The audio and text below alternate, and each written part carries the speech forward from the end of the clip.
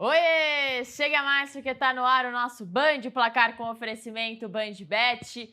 Quarta-feira, dia de quartas de final da Copa do Brasil. Temos 2 clássicos nessas quartas de final. E começando pelo Clássico Mineiro, porque Atlético Mineiro e Cruzeiro se enfrentam hoje neste primeiro jogo e semana que vem no próximo jogo. Berna, hoje é na Arena MRV, é clássico. E o classificado vai ganhar mais ou menos uns 10 milhões. É muita grana. Então faz diferença no bolso de ambos, porque o Atlético não vive uma condição financeira favorável e o Cruzeiro, quanto mais melhor, sempre bom ali para se reforçar futuramente. Agora, momentos distintos, mais ou menos, né? Acho que o Cruzeiro também, assim como a gente estava falando do Botafogo, tem muita força nessa Copa do Brasil, porque tá ficando distante o Brasileirão. E esse elenco é muito forte, dá para disputar um campeonato mata-mata. E o Atlético é uma montanha-russa, né? Joga bem, joga mal. Venceu a série contra o Flamengo, foi muito boa. Foi. Ao mesmo tempo... Foi boa no primeiro jogo, no segundo não. Sim, mas no contexto geral... Eliminou o Flamengo. Eliminou o Flamengo. Então, se o Atlético jogasse como jogou contra o Flamengo, talvez passaria com menores problemas no Brasileirão, na Copa do Brasil, e assim vai. Agora, não sei se você concorda comigo, mas os 4 confrontos, o Cruzeiro talvez passaria tranquilamente menos pelo Botafogo. Passaria por Corinthians, tô falando na teoria. Geral, né? Tô aqui analisando, acho que teria problemas contra o Bahia, que vai jogar amanhã contra o Fluminense. Mas eu ainda apostaria no Cruzeiro. Agora, no Atlético Mineiro, pegou justo o que pode dar jogo e o que pode acontecer de tudo. Exatamente. Para começar, é um clássico, né? Clássico é clássico e vice-versa, tem essa máxima.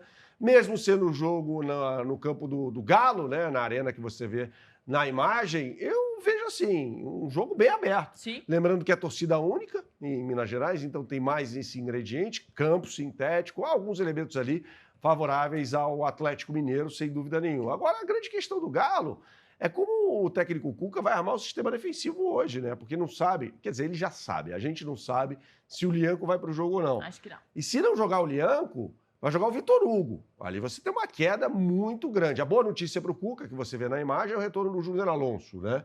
Então, assim, é um time que pode ter um miolo de zaga bem mexido. Esse miolo de zaga de Lianco, embora seja meio metido a xerifão, mas é bom jogador, e Júnior Alonso, é muito bom, é muito bom. Agora o técnico Cuca muda a forma de o Galo jogar a partir do momento em que chega o Renier, né? Que ele atuava com o Rony, mais pelo lado direito, mas com a possibilidade de se movimentar por todo o campo ofensivo, né? Hulk, que está de volta ao time hoje do Atlético Mineiro, e Tomás Coelho pelo lado esquerdo, que também volta na partida de hoje. Então, o que ele vai fazer, imagino eu, no jogo contra o Cruzeiro? Vai colocar o Renier no lugar do Rony de saída, jogando talvez ali alinhado ao Scarpa, um pouco mais à frente, já que o Renier não é um meio-campista clássico, ele é um jogador que se aproxima mais dos atacantes. O Coelho com mais movimentação e o Hulk, que é um jogador também que se movimenta bastante, mas um pouquinho mais fixo ali, próximo ao goleiro Cássio do Cruzeiro. A Isa falou sobre esse time do Cruzeiro, né? É um time que do goleiro ao ponto esquerda é bom, mas ali o técnico Leonardo Jardim já falou sobre o problema de elenco como um todo. É curto. É curto. Até por isso, ele pediu publicamente, o Leonardo Jardim é um cara que dá ótimas entrevistas, ele pediu publicamente a contratação de um jogador driblador, né?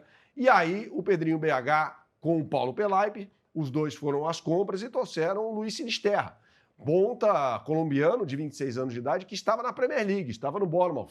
É um cara muito acostumado a jogar no mais alto nível do futebol mundial. Jogou no Leeds, também na Inglaterra, e estava no Bournemouth.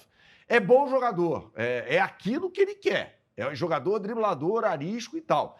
Só que se machuca demais. O último jogo do Sinisterra foi em maio. Ele convive com problemas físicos. Então, assim, ele é o cara para fazer o que o Eric não faz. O Eric é um jogador adaptado para jogar pelo lado direito. Só que o Christian. O Christian não é esse jogador. Eu estava falando de jogadores do Atlético Paranaense, né? Desculpa, peço perdão aqui pelo equívoco. O Christian não é esse cara para jogar aberto pelo lado direito. Isso não vai acontecer. Então, a escalação do Christian implica a ultrapassagem o tempo todo do lateral. Pelo outro lado, não. Porque aí você tem o Wanderson, que é um ponta esquerda de fato. Correria. Tá?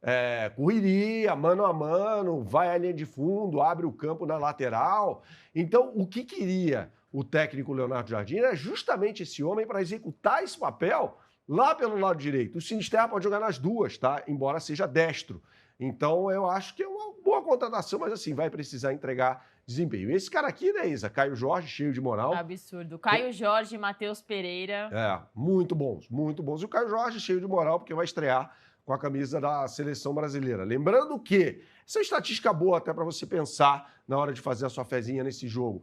Ele tem 29 jogos na temporada, com 17 gols e 5 assistências. Ou seja, ele contribuiu com 22 gols em 29 jogos. É um número impressionante, o do garoto cruzeirense. Vamos às melhores oportunidades do mercado, Isa, em BandBet. Você aponta sua câmera para o QR Code que está aqui na tela e você será direcionado para a capa do site. E aí é o seguinte, vamos no botão Copa do Brasil. E a Isa e eu preparamos aqui um boost para você desse jogo do Cruzeiro contra o Atlético Mineiro. Na verdade, Atlético Mineiro e Cruzeiro, manda do Galo, né? Às 7h30 da noite no horário de Brasília, a bola rola. Com o Atlético Mineiro para ganhar, tá? E mais de 4,5 escanteios, tá? Do Atlético Mineiro, mais de 4 escanteios e meio, no primeiro tempo. No primeiro tempo. Essa oportunidade de mercado está pagando 5,10 contra 4,25, tá? Na média do mercado. Ou seja, Isa, mais uma vez, a média do mercado aí, comendo poeira, você não precisa nem comparar. A comparação já está aqui para você, então eu acho que vai dar isso. Eu acho que o Galo ganha esse jogo, viu, Isa?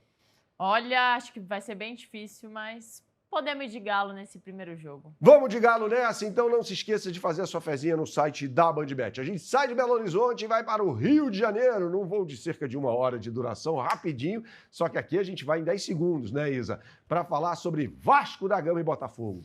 Jogo em São Januário, o Vasco estava confiante, né, jogando em sua casa. Tinha resultados positivos, mas o fim de semana não foi legal, não, porque acabou perdendo para o Corinthians e não jogou bem. Foi 3-2, mas o placar meio mentiroso, né, Berna? Meio mentiroso. Poderia ter sido 3-0 ou 3-1, que estava de bom tamanho. O Vasco não jogou bem e não tem jogado bem. Desde aquela goleada contra o Santos, que tudo deu certo, todo mundo jogou bem. Agora, o Botafogo é foco total na Copa do Brasil, porque tá lá no Brasileirão, é verdade, na parte de cima. Mas uma vaga direta para Libertadores não é mau negócio, visto que Palmeiras e Flamengo dispararam. E para esse cara aí, Ancelotinho, sobrou a Copa, que ele também está conhecendo. É uma coisa inédita pro filho do Carlo Ancelotti, a Copa do Brasil. Mas alguém precisa falar para ele que clássico é clássico, Berna, ainda mais em mata-mata. É bom ficar ligado, é verdade que esse time do Botafogo no papel é muito melhor que o do Vasco. Sim. Mas calma lá. Exato assim. É o mesmo raciocínio que vale para Atlético Mineiro e Cruzeiro, né? Esse que vale. Mas essa discrepância é maior, ou não? Do Vasco para o Botafogo? Talvez seja, porque o time, acho que você tem razão sim, porque o time do Vasco foi muito ruim. Agora, tem algo que pesa a respeito do Vasco da Gama. O quê? Retrospecto. Botafogo é um freguesaço do Vasco, freguesaço de marca maior. Isso, evidentemente, não vai entrar em campo hoje, mas é só um dado para você até preparar a sua fezinha para esse jogo, tá? Como você bem disse, o David Ancelotti tem muito mais gente à disposição, de qualidade, do que o Fernando Diniz. O que não significa que a gente esteja passando pano para o trabalho do Fernando Diniz, que é péssimo no Vasco da Gama, como foi muito ruim no Cruzeiro também. Trabalhos ruins. Ele teve um grande trabalho no Fluminense e os trabalhos pós-Fluminense estão sendo ruins, né? E aquele 6-0 que você citou sobre o Santos, aquele placar foi uma aberração. Acho que diz muito mais sobre o Santos do que o Vasco, aquilo. É coisa completamente fora da curva. Assim, quem se empolgou com ele, o Vasco agora vai brigar pelo título. Teve gente chorando até. Na boa, esqueça. A realidade do Vasco é perder para o Juventude por 2-0, jogando no Alfredo Jaconi, e perder para o Corinthians em São Januário, o Corinthians desmantelado por 3-2.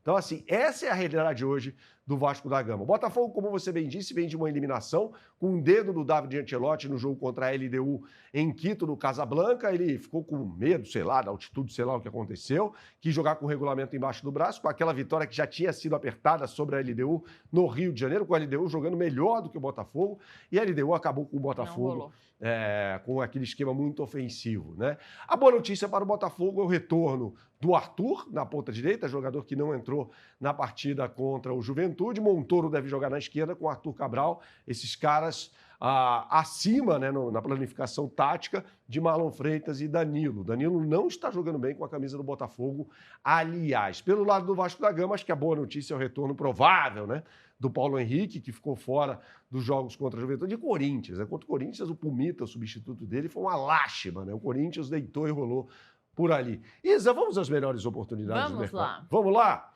É o seguinte, a gente bota o quê? Copa do Brasil aqui, evidentemente, na capa do site, né?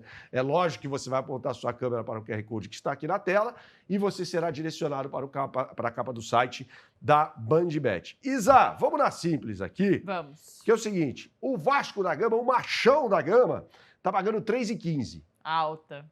Tá? O empate tá pagando 3 e o resultado favorável ao Botafogo pagando 2,40. E aí, eu vou deixar com você, porque você é pé quente. Empate, 3.